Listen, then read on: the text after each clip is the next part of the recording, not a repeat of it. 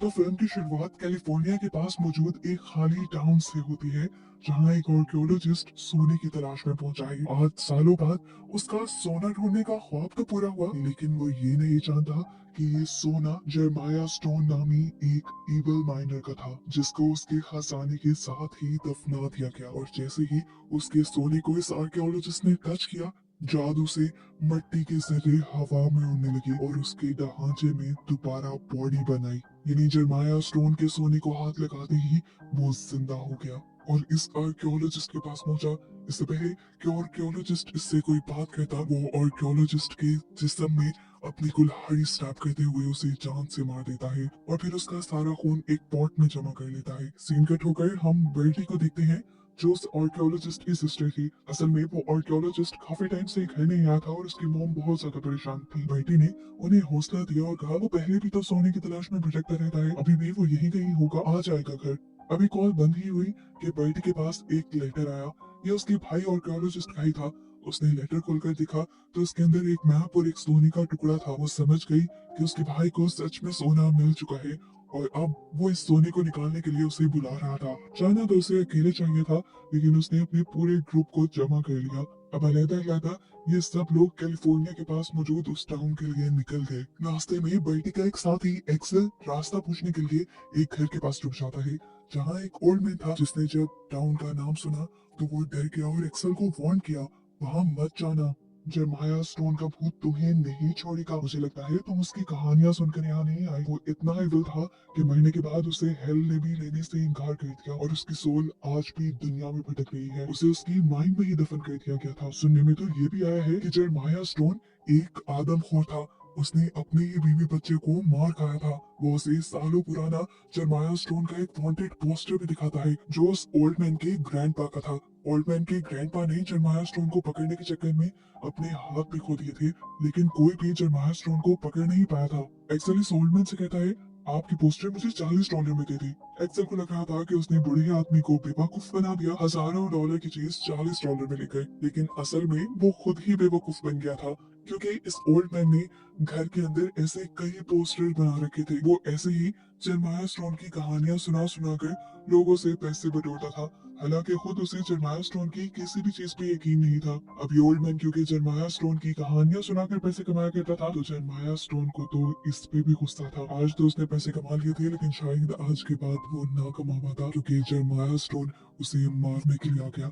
उसने पीछे से ही अपनी कुल्हाड़ी फेंकी, जो कि ओल्ड मैन की बैक में स्टैब हो गई और खून चारों तरफ फैल गया। यानी वो ओल्ड मैन भी जरमाया स्टोन के हाथों मारा गया। यहाँ देखने को मिला कि अब वो पूरा का पूरा ग्रुप टाउन में पहुंच चुके थे। यहाँ आने के बाद एक्सेल ने देखा कि उसकी घड़ी गुम हो गई थी, जो उसे उसकी फियांसी की मॉम ने गिफ्ट की थी। उसकी फियांसी उसके ऊपर बहुत ज्यादा गुस्सा होने लग गई, इसलिए एक्सेल काम से पहले अपनी घड़ी ढूंढने लग गया। ये घड़ी उसे तो नहीं मिली, लेकिन यहाँ की एक लोकल लड़की ईव को मिल गई, जो उससे पूछती है, यही ढूंढ रहे हो तुम? एक्सेल हाँ में सर हिलाता है और यहाँ इनकी थोड़ी सी बातें होती हैं। ईवी बताती है कि वो अपनी आंट के साथ पास में ही रहती है। इनकी इन्हीं बातों के दौरान इन्हें एक्सेल की फियांसे की चिल्लाने की आवाज आई। लोग भागकर वहां गए तो एक्सेल की फियांसे सैलून में थी और वहां पे मौजूद कबूतरों से डर गई थी। टाउन खाली था तो ये चीख दूर दूर तक गई, जिसे सुनकर यहाँ पर शेरिफ भी आ गए। इस टाउन में लोग ही कम थे, तो जितने लोग यहाँ रहते थे एक दूसरे को अच्छे से जानते थे।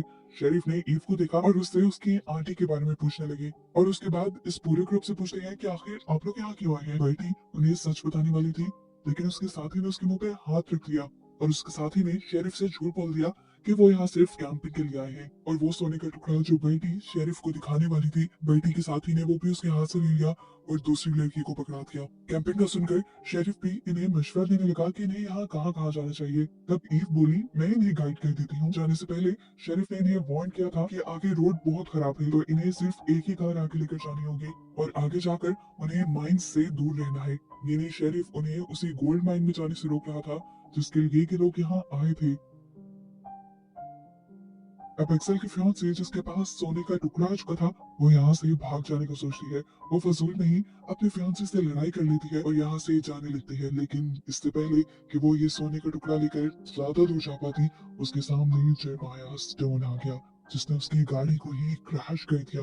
जिसके बाद उसने इस लड़की को कार से बाहर निकाला और उसको बालों से पकड़ते अपने चाकू से उसका सर उसकी बॉडी से अलग कर दिया और फिर उसके हाथ से अपना सोना वापस ले लिया। दूसरी तरफ अब वो पूरा ग्रुप जरमाया स्टोन की माइन तक पहुंच चुके थे। ये लोग अब एक कैबिन के अंदर गए, जिस कैबिन के अंदर जरमाया स्टोन की मौत हुई थी और जहां से दफनाया गया था। इसी जगह से उठकर जरमाया स्टोन ने उस आर्कियोलॉजिस्ट को यानी बर्टी के भाई को भी मारा था। यहाँ इन्हें आकर बर्टी का भाई तो नहीं मिला, लेकिन उसका बैग जरूर मिल गया, जिसके अंदर आधे मैप का हिस्सा था। और इस मैप को फॉलो करते हुए बर्टी बताती है कि वो लोग आसानी से सोने तक पहुंच जाएंगे। अब इनके साथ मौजूद ईव, जो इसी टाउन में रहती थी, जैसे ही उसने खजाने का नाम सुना तो वो डर गई, वो पैनिक हो गई और कहने लगी, तुम लोग खजाने के लिए यहाँ आए हो तो बस मारे जाओगे। ये कहकर वो भागकर यहाँ से चली गई और फौरन अपने घर गई। उसने अपनी आंट को बताया कि वो लोग खजाने के लिए यहाँ आए हैं। आंट ने उसे रिलैक्स किया और समझाया उनको उनके किए की सजा मिल जाएगी, तुम उसे रोक नहीं सकती, लेकिन तुम उनके पास मत जाना। लेकिन ईव उन सबको ऐसे मरता नहीं देख सकती थी। वो उनकी मदद के लिए वापस जाने का फैसला करती है। उसके जाते ही उसकी आंट ने शेरिफ को कॉल मिला दी कि ईव की जान खतरे में है और शेरिफ को सब कुछ बता दिया। यहाँ पर ये सारे लोग मैप को फॉलो करते करते एक छुपी हुई जगह तक पहुंच गए, जिसके अंदर खजाना ही खजाना भरा था। ये देखकर इनकी खुशी की इंतहा नहीं रही। इन्हें ये भी याद नहीं रहा कि बर्टी का भाई, जिसके दिए हुए मैप से ये लोग यहाँ पहुंचे थे, इन्हें वो भी यहाँ नहीं मिला। लालच ने इन्हें अंधा कर दिया था।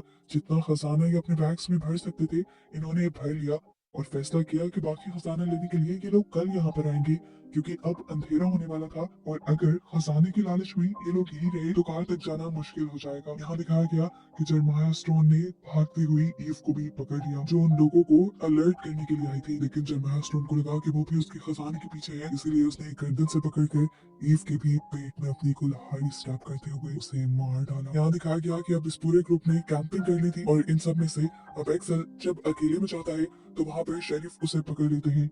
शेरिफ को लग रहा था कि एविन इन लोगों के साथ होगी, लेकिन जब वो देखता है कि एविन के साथ नहीं है तो वो इन्हें यहाँ पर छोड़कर अकेला चला जाता है। खैर, इनकी बातों के दौरान हमने यहाँ देखा कि इनका एक दोस्त गन भी लेकर आया था, क्योंकि उसे लग रहा था कि कोई उससे खजाना छीन सकता है, जिसे मारने के लिए वो गन लेके आया था। उसके तो इरादे और भी ज्यादा खतरनाक थे। वो तो अपने दोस्तों को भी हिस्सा नहीं देना चाहता था। उसकी बातों से ऐसा लग रहा था कि जैसे वो अपने दोस्तों को ही मार देगा, क्योंकि जितने कम लोग उतना बड़ा हिस्सा। उसकी बातें सुनकर सब हैरान परेशान रह गए। अभी वो यही सोच रहे थे कि इन्हें दूर से आता एक शैडो दिखाई दिया। करीब आने पर देखा कि ये जरमाया स्टोन था, जिसने कुल्हाड़ी फेंककर पहले सबको डरा दिया। बाकी सब तो डरकर जान बचाकर भाग गए, सिवाय उसके जिसके पास गन थी। वो गन के भरोसे था, नहीं जानता था कि जरमाया स्टोन पहले से ही मरा हुआ है और अब उसे गन से मारना तो दूर, किसी भी तरह मारना इम्पॉसिबल है। उसने धड़ाधड़ जरमाया स्टोन पे गोलियां चलाई, लेकिन उनका कोई असर नहीं हुआ। ये देखकर अब वो भी डर गया। उसने भी यहाँ से भागने की सोची, लेकिन सोना उठाकर अब एक लड़की कार में बैठ गई थी। इससे पहले कि वो कार चलाकर यहाँ से भाग पाती, जरमाया स्टोन दूर से ही अपनी कुल्हाड़ी फेंकता है, जो उसके विंड स्क्रीन को तोड़ते हुए उसके सर में स्टैब हो जाती है और वो वहीं मर जाती है। ये देखकर बाकी लोग डर गए और दूसरे डायरेक्शन में भागने लगे। वहां जाकर देखा कि वो गन वाला आदमी पहले ही अपनी कार में बैठ गया था और अपने ग्रुप वालों को छोड़कर अकेला ही भागने की तैयारी में था। लेकिन जरमाया स्टोन उसे ज्यादा दूर जाने नहीं देगा। जरमाया स्टोन ने साइड विंडो से उसकी कार की स्टीयरिंग को पकड़ लिया और तेजी से स्टीयरिंग घुमाते हुए उसकी कार को पूरी तरह अनबैलेंस कर दिया कि उसकी कार जाकर वहां मौजूद दूसरी कार से टकरा गई और ब्लास्ट कर गई और इसी ब्लास्ट में वो भी जलकर मारा गया। बाकी 3 बचे हुए लोग ये नजारा देखकर पूरी तरह डर चुके थे। उन्होंने अब जब जरमाया स्टोन का पत्थर से बना चेहरा देखा, तब उनकी जान ही निकल गई। वो उल्टे कदम वहां से भागे और वहां पर उन्हें ईव की आंट मिल गई, जो उनकी जान बचाने के लिए उन्हें अपने घर ले आई। ईव की आंट ने इन सबको बताया कि तुम्हें उसका सोना नहीं चुराना चाहिए था। उसका खजाना जो भी चुराता है वो जाग जाता है, और जब जब वो जागता है तब तब तबाही फैला देता है। अब वो तुम सबको नहीं छोड़ेगा। अब ईव की आंट इन्हें और हमें जरमाया स्टोन की पुरानी कहानी सुनाती है, 1851 की, जब जरमाया स्टोन दूसरे लोगों का सोना चुराया करता था। सारे जब अपना सोना लेने के लिए जरमाया स्टोन के पास वापस आए तो उसने एक लड़की को बंदी बना लिया और धमकी दी कि मैं इस लड़की को मार दूंगा। सभी ने जरमाया स्टोन से उस लड़की को बचाने की रिक्वेस्ट की, लेकिन वो रहम किसी पे भी नहीं खाता था। उसने सबके सामने लड़की को लटकाकर कुल्हाड़ी मार के बुरी तरह से उसका कत्ल कर दिया, वो भी सबकी आंखों के सामने। और इस गुस्से में वहाँ मौजूद सभी लोग उसके ऊपर धड़ाधड़ गोलियां चलाने लग गए। सभी यही एक्सपेक्ट कर रहे थे कि वो मर जाएगा, लेकिन इतनी गोलियां खाने के बावजूद भी वो नहीं मरा, क्योंकि वो पहले ही अपनी सोल को डेविल को बेच चुका था। वो सच में कैनिबल यानी आदमखोर भी था, क्योंकि उसने सबके सामने अपनी उंगली चबाई और फिर अपना खून सब लोगों पर थूक कर सब लोगों को कर्ज दे दिया कि जो भी मेरा सोना चुराएगा मैं जाग जाऊंगा और उसे मार डालूंगा।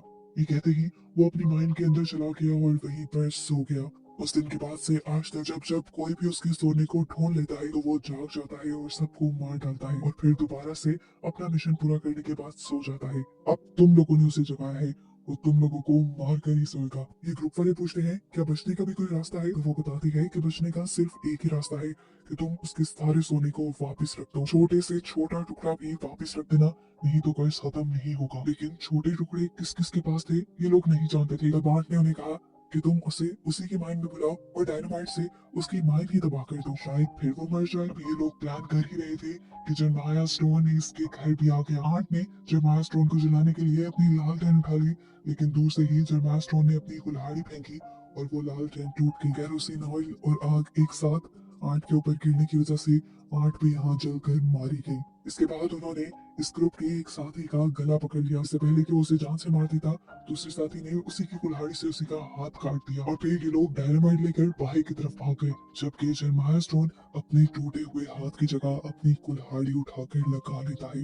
यहाँ बाहर ये तीनों प्लान बना रहे थे कि जर्माया स्टोन का सारा सोना उसकी माइंड में रखकर उसे ही वहां बुलाकर डायनामाइट रख के उसे ही तबाह कर देंगे। अब ये लोग डायनामाइट को माइंड के अंदर रखने के लिए चले गए, जबकि बर्टी बाहर ही रुकी हुई थी डायनामाइट का बटन दबाने के लिए। अब जर्माया स्टोन भी अपनी माइंड में आ गया था।